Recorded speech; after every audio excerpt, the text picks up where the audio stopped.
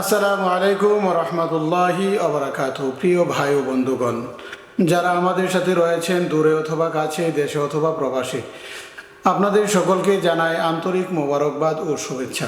প্রিয় ভাই ও বন্ধুগণ, যারা আমাদের চ্যানেলটি সাবস্ক্রাইব করে অথবা ফলো করে আমাদের সাথে আছেন, আপনাদের সকলকে আন্তরিক মোবারকবাদ ও শুভেচ্ছা জানাচ্ছি।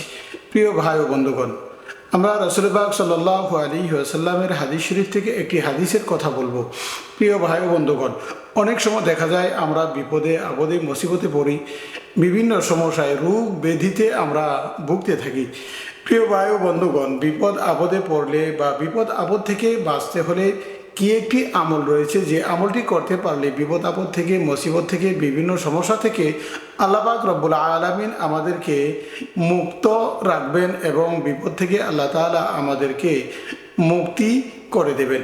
প্রিয় ভাই বন্ধুগণ, রাসূলুল্লাহ সাল্লাল্লাহু আলাইহি ওয়াসাল্লাম যে আমলটি করতেন, আমরা আজকে ওই আমলটির কথা একটু বলবো, যে রাসূলুল্লাহ সাল্লাল্লাহু আলাইহি ওয়াসাল্লাম সকাল বিকাল কী আমল করতেন, যে আমল করতে পারলে বিপদ থেকে, বিভিন্ন মুসিবত থেকে, বিভিন্ন সমস্যা থেকে মুক্তি পাওয়া যায়।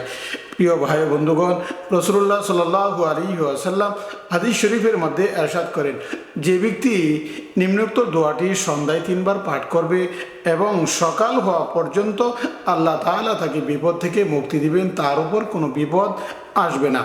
রাসূলুল্লাহ সাল্লাল্লাহু আলাইহি ওয়াসাল্লাম বলেন, আর যে সকালে 3 বার পাঠ করবে সন্ধ্যা পর্যন্ত, তার উপর হঠাৎ কোনো বিপদ আসবে না। দোয়াটি কি?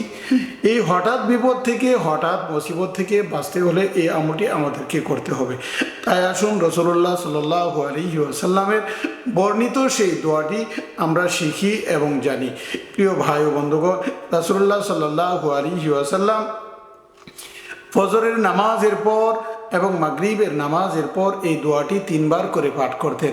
যে দোয়াটি ফজর এবং মাগরিবের নামাজের পর 3 বার করে পাঠ করলে সকাল থেকে সন্ধ্যা, আবার সন্ধ্যা থেকে সকাল পর্যন্ত হঠাৎ কোনো বিপদ তার উপর আসবে না। আসুন সেই দোয়াটি আমরা হাদিস শরীফ থেকে একটু শুনি। দোয়াটি হলো, বিসমিল্লাহিল্লাযী লা ইয়াদুররু মা ইসমিহি শাইউন ফিল আরদি ওয়ালা ফিস সামাই ওয়া হুয়াস সামিউল আলিম। এই দোয়াটি কোনো ব্যক্তি যদি সকাল সন্ধ্যা 3 বার করে পাঠ করে, রাসূলুল্লাহ সাল্লাল্লাহু আলাইহি ওয়াসাল্লাম বলেছেন, হঠাৎ কোনো বিপদ তাকে গ্রাস করবে না, হঠাৎ কোনো বিপদ তার উপর আক্রমণ করবে না।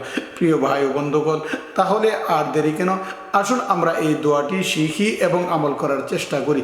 আমি দোয়াটি আপনাদের সামনে আবার পাঠ করতেছি। বিসমিল্লাহিল্লাযী লা ইয়াদুররু মা ইসমিহি শাইউন ফিল আরদি ওয়ালা ফিস সামাই ওয়া হুয়াস সামিউল আলিম।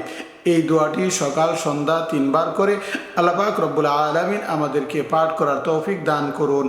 আমিন।